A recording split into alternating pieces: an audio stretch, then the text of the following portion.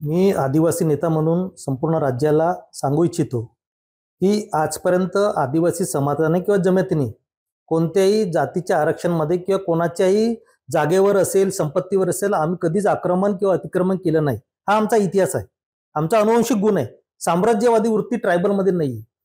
मग जे अर्थ आम्ही कोणत्या समाजाला डिस्टर्ब करत नाही, कोणत्या आरक्षणाला धक्का लावत नाही, कोणाचं काही शोषण घेत नाही.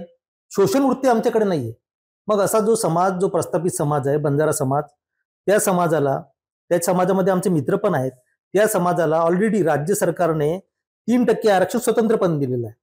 आणि विमुक्त जाती, भटक्या जमाती, अबकड मिळून टोटल त्यांचं 11% आरक्षण आहे. विशेषतः राज्य सरकारमध्ये असा शासन निर्णय आहे की कोणत्याही प्रकारच्या शैक्षणिक किंवा नोकरीच्या जागा असतील तर 11% जे 4 घटक आहेत, विमुक्त जाती अ आणि भटक्या जमाती क ड ब क ड, या सर्व जाती जमातींचं 11% इंटर एक्सचेंजिंग त्याचं होतं. म्हणजे या जमातीची जर जागा भरली नाही तर त्या जमातीला मिळते, या जातीची जागा भरली त्या जातीला मिळतं. म्हणजे 4 घटकांमध्ये 4 गटमध्ये त्यांचं आरक्षण फिरतं. 11% आरक्षण आहे ना, कशाला तुम्ही दुसरीकडे मागतात?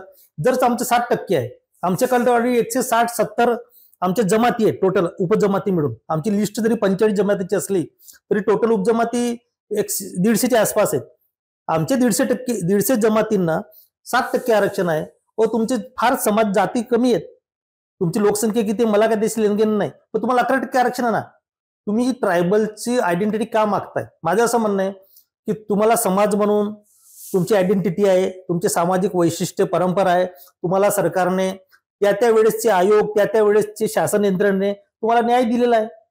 केंद्राच्या यादीमध्ये आपण इतर मागासवर्गीयच्या यादीमध्ये आहोत. मग कशाला तुम्ही आदिवासींच्या यादीमध्ये घुसतात?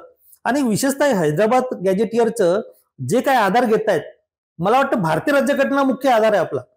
ज्याला बोलायचं असेल, हायकोर्ट, सुप्रीम कोर्ट किंवा लिगल जे काही मागणी असेल ते तुम्हाला घटनेच बोलावं लागेल.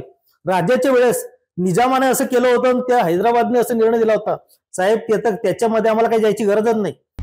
आता isakal.com आहे देशातील नंबर 1 ची मराठी न्यूज वेबसाईट. प्रत्येक अपडेटसाठी isakal.com ला नक्की भेट द्या. हे जरी मराठा आरक्षणला किंवा कोणी आरक्षणच्या अनुषंगाने या गॅजेटेडच्या सरकारने ऍक्सेप्ट करो का नकार करो तो त्यांचा विषय, त्याच्यात आम्हाला वादात जायचं नाही. आमचं असं म्हणणं आहे, आमच्या शेड्यूल ट्राईबच्या अस्तित्वाला धोका देऊ नका. आमच्या शेड्यूल ट्राईबची संस्कृती तुम्ही विध्वंस करू नका. आम्हाला आरक्षण जे मिळतं त्याच्यामध्ये बी चोर घुसलेत, त्याच्यामध्ये बी खोटे दाखलेवाले खूप आहेत. खोटे जातीचे दाखले घेऊन लोकांमध्ये नोकऱ्या घुसले, आमचे हजारो नोकऱ्या हडप केल्या आहेत. आणि अशा अवस्थेत पुन्हा तुम्ही आमच्याकडे येत आहेत. ऑलरेडी आमच्या चोऱ्या माऱ्या चालूच आहेत आमच्या आरक्षणच्या, आणि त्याच्यात तुम्ही येऊन काय करणार आहात?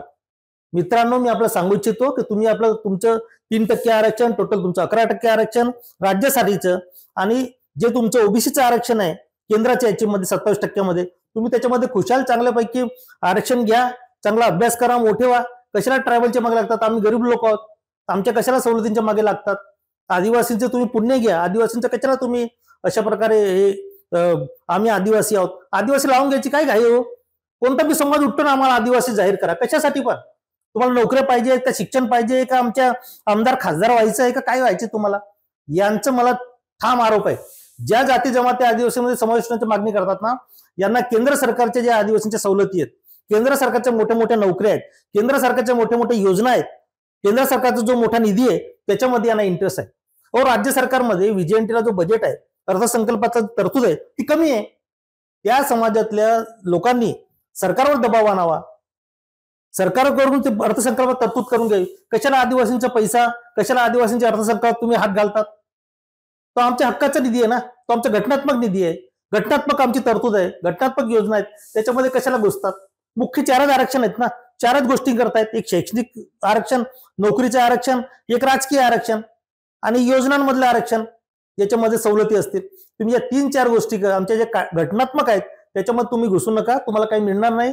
जे तुमचे राजकीय नेते कोणी भाषणं देऊन तुम्हाला आंदोलन करायला लावतील, माझी विनंती बंजारा समाजाला, तुम्ही कृपया काही करू नका, तुम्हाला काही यश मिळणार नाही. हे मी नाही सांगत, आम्ही धनगर समाजाचे असेच नेते लोकांनी समाजाला असं दिशाभूल करून धनगर समाजाचे सरकारवर दबाव आणला, सरकारला ब्लॅकमेल केलं. काय झालं? हायकोर्ट, सुप्रीम कोर्टामध्ये आम्ही लढलो. मी स्वतः पद्माकर वडील, माझी आदिवासी हक्क सर्व समिती संघटना आहे, आम्ही जिंकलो.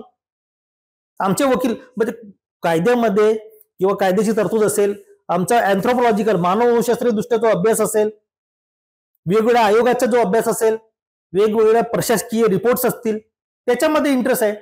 निजाम, हैदराबाद, निजामशाह याच्याशी काही लेनदेन नाही. ते राजेशाहीचे कायदे आहेत ना, भारतीय राज्यघटनेला लागू नाही होणार. रेफरन्स वापरा, संदर्भ वापरा. आदिवासींना काही लागू होत नाही. आदिवासी घटनात्मक बंधनात आहे. आदिवासीचे जे आर्टिकल 342 आहे, ते ज्या ज्या जमाती तुमच्यातल्या काही जमाती दुसऱ्या राज्यात असतील ना, ते इथं नाही सवलत घेऊ शकत. आणि तुम्ही तिथं जाऊन सवलत नाही घेऊ शकत. आम्ही नंदुरबार जिल्ह्यातले आदिवासी आहोत. आमचे नातेवाईक गुजरातमध्ये आहेत, त्यांना आम्ही सवलत देऊ शकत नाही. आमच्या जमातीचे, भिल जमातीचे आम्ही सवलत देऊ शकत नाही. कारण प्रत्येक राज्याची यादी शपथ स्वतंत्र आहे. प्रत्येक राज्याची यादीतली जी जमात आहे त्याला जे मिळेल, ती जमात दुसऱ्या राज्यात असेल यादीमध्ये, ती म्हणेल का आम्हाला ट्रान्सफर करा. असं ट्रान्सफर होत नाही. तुम्ही दुसऱ्या राज्यात असाल ते तिथल्या राज्याशी, सरकारशी बोला. इथल्या राज्यामध्ये करायचं तर इथल्या राज्यातले नियम, इथली संस्कृती, इथले सर्व लागू पडेल, इथली समाज व्यवस्था लागू पडेल.